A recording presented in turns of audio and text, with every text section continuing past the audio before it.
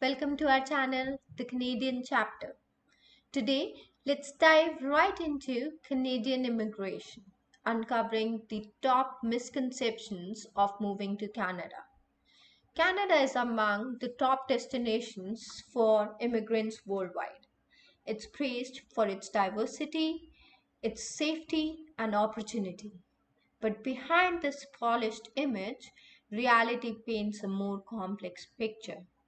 Today, let's unpack the top misconceptions, expectations versus reality that many newcomers might face while immigrating to Canada. Break it down. Many people expect that they will get a job quickly after landing. Finding a job, however, can take from 3 to 12 months. If you're lucky, you'll get it in 3. Many immigrants face the Canadian experience barrier and may need to recertify credentials. That said, there are ways to speed up the process. Enroll in bridging program, volunteer, and attend job fairs. Many people start with an interim job while networking and upgrading their qualifications. There are many survival jobs available in the market these days. The next misconception is healthcare is entirely free and you get it instantly when you land in Canada.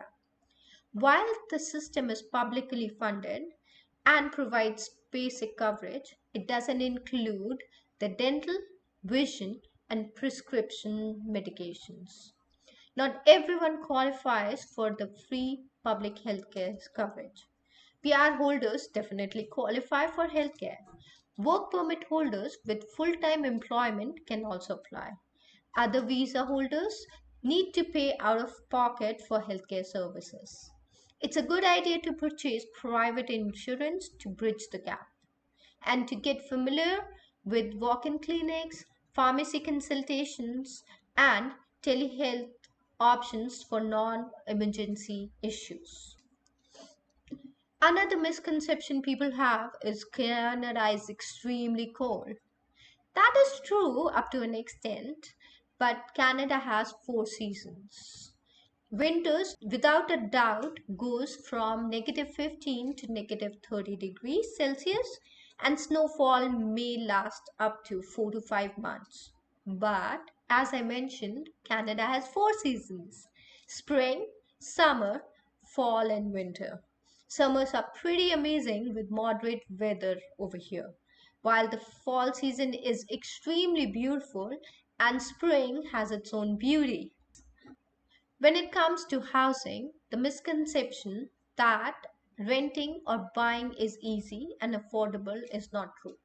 For example, if we talk about major cities like Toronto or Vancouver, renting one bedroom apartment can cost up to $2,000 and buying a home often exceeds 1 million.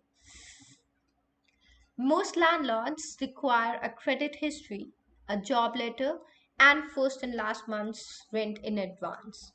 Many newcomers struggle because they don't yet have a Canadian credit score or a stable job. Don't forget to check our video on cost of living in Canada for more details on this and other expenses as well.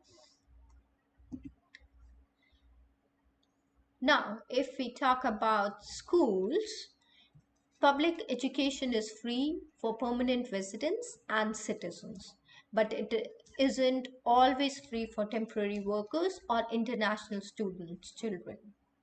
So be prepared because, in addition, schooling is only free till grade 12.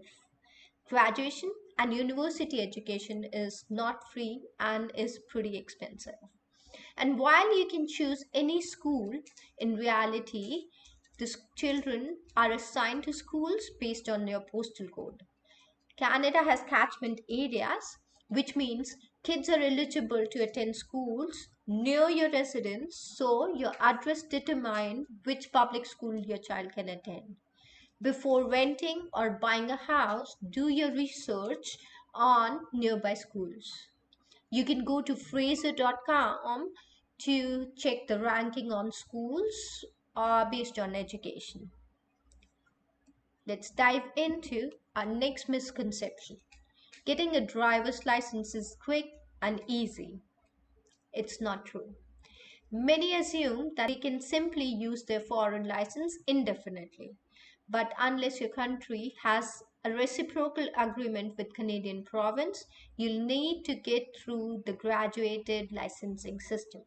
For example, in Ontario, that means starting with G1, which is reading test, then G2, and finally a full G license, which can take up to 2 years. In order to start driving, you will at least need a G2 license in Ontario, which takes a minimum of a year. Booking road tests can also be delayed because there is high demand these days.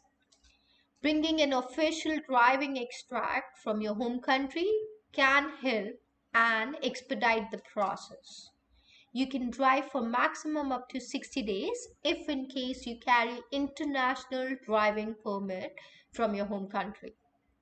Every province has a different timeline, so please do your research before coming. Now, another area that catches people off guard is income tax. Canada has progressive tax system where the more you earn, the more you pay.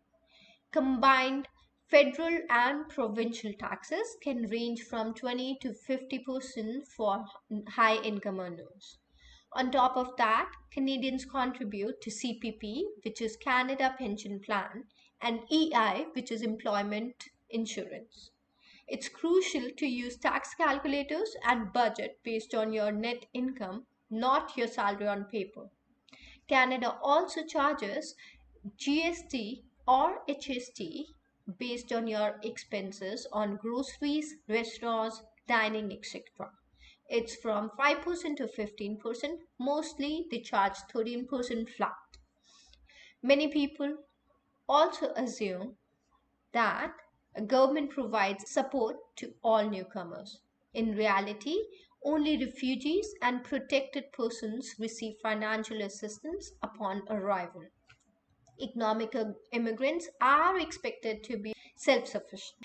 Express entry even requires proof of funds. That's why it's essential to plan for several months for expenses in advance. There are, however, benefits you can access later, such as Canada Child Benefit and GST rebate once you file your taxes. Canada does offer safety, opportunity, and high quality of life, but only if you arrive prepared. Understanding the realities behind the expectations helps you be prepared and navigate the system better and build a fulfilling life here. With the right mindset and informed planning and community engagement, the Canadian dream is absolutely a reality. Please don't forget to subscribe and like this video. You can also watch our other videos to have more in-depth information on the Canadian dream. Thank you. See you next time. अच्छा रुको